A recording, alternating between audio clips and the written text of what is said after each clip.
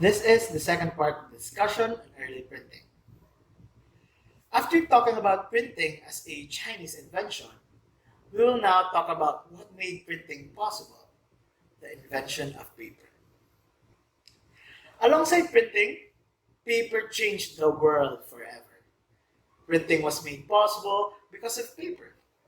Without paper, we would not have the mass production of reading materials we have now. And through the discovery of paper mills, we see printing as one of the greatest inventions mankind has ever made.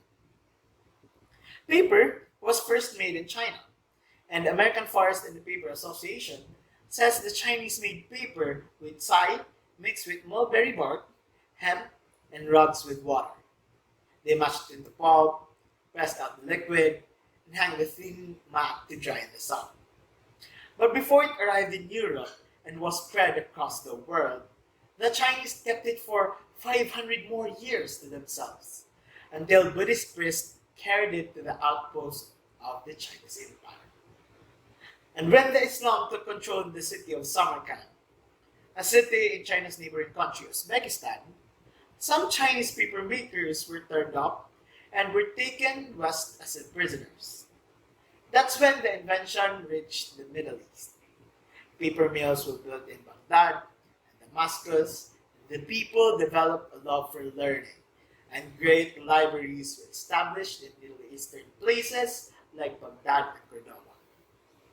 But before it reached Europe, it was also kept secret by the Middle Easterns for a number of years.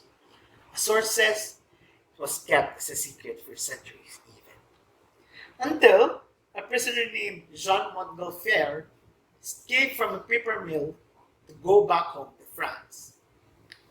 That's when he was able to spread the word and make the first paper mill in Europe. Not long, paper mills sprung up in Europe.